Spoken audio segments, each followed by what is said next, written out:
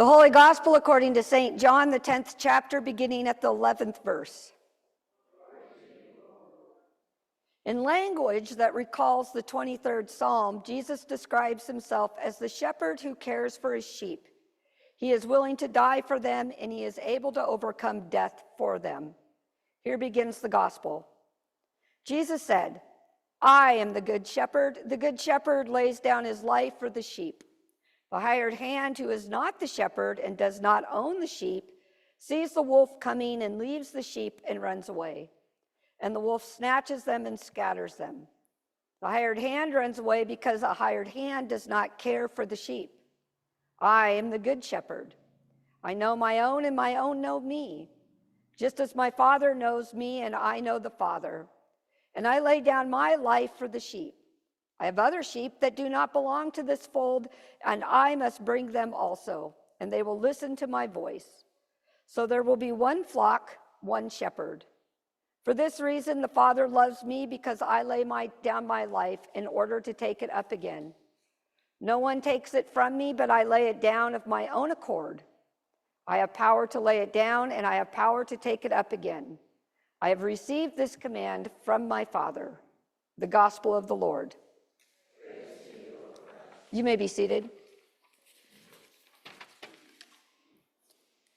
You know, I love bumper stickers. I really, really do. I love driving down the road, and I love that people feel that they just need to advertise everything they think, right? My favorite lately has been, I don't know who this person is, but they're always in front of me when I drop my daughter off for school. And it says, "I brake for Goths." That's like my favorite. And then it says, "My other car is a Nimbus 2000, right? So I'm like, I kind of like this person. I'd probably, go have coffee with this person. And then other people, it's like, "Go Beavers." Not as much here, obviously. And then there's the ones that are like, they are so political, right? You know exactly where this person stands. I don't care if you're left, right, or wherever you are. And there's sometimes it's like, oh my God, what is wrong with this person? On both sides, right? I don't care. But in Oregon, there was, especially where I was living, during COVID, people really, really wanted to express their opinions, right? And sometimes you're driving behind somebody and you're thinking, they're a little conflicted, right? Because on one side it would be one thing, and then on the other side of their bumper it's like something that doesn't mesh. Have you ever seen that? Where you're thinking, where are these people coming from, right? And we had a little issue during COVID where I think it probably happened here in California too, where half the people hated the governor, right? And whoever the governor of whatever state it was. And so I'm driving behind this person, and on one side it's Jesus saves, like maybe a little fish and an ixus. And then it will also say, "No God, N-O, no God, and N-O, no peace," and then below it, "No God," like with a K, and "no peace." And then on the other side, it was like some really foul language about our governor saying, "Be a lion, not a sheeple."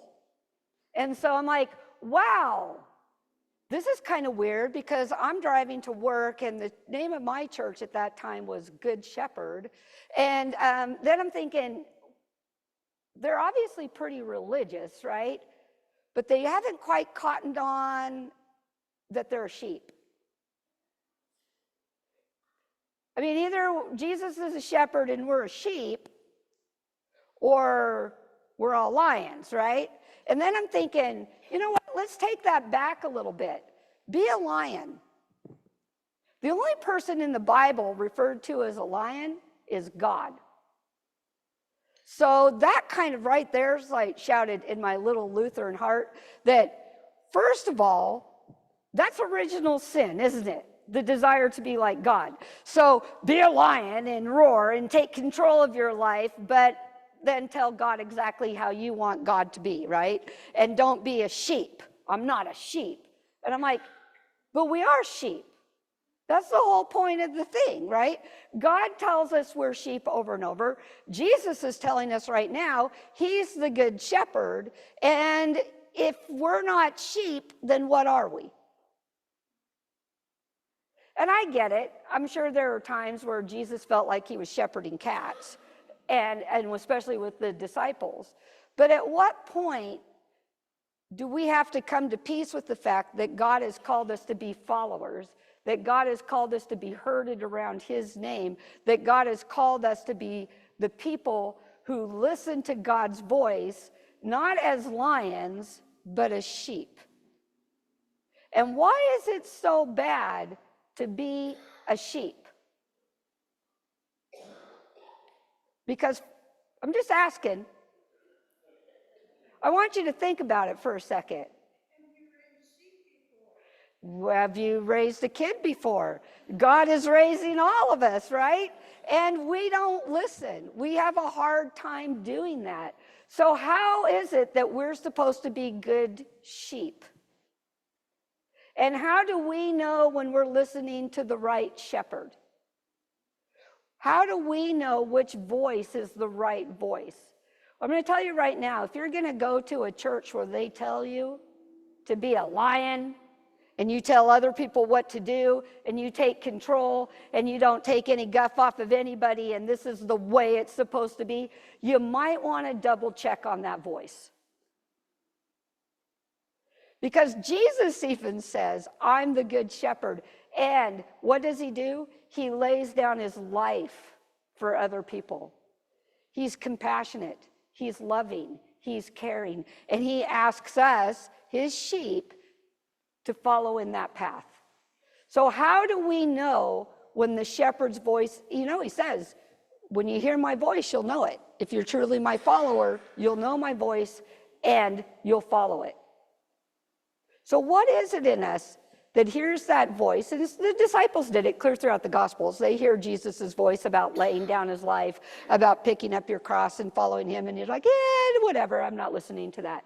What is it that we need to listen for? And what is it when people who aren't faithful shepherds, what is it that they're saying that we like to listen? We're like, yeah, I'll listen to that. I'm going to follow that. Anything that pumps you up at the expense of others is probably not a good shepherd. Jesus says it over and over, doesn't he? And in 1 John, I love it. How do you become a good follower of Jesus? You listen to his number one commandment, to love other people as he loved us, to be open, to be warm, to be compassionate, to be merciful. How else do we know that we're following the right shepherd? When the right shepherd will tell you, hey, you need to feed the poor. You don't say, hey, you're poor because you don't work hard enough. We're not going to take care of that. We visit the sick. We don't say, well, if you had a little more faith, you'd never be sick, so that's not my problem. We welcome the stranger. We welcome the foreigner. We don't say, I'll welcome you only if you do it the right way, the way I want you to do it. There's things that we need to understand about what Jesus's voice really sounds like. It's a sacrifice.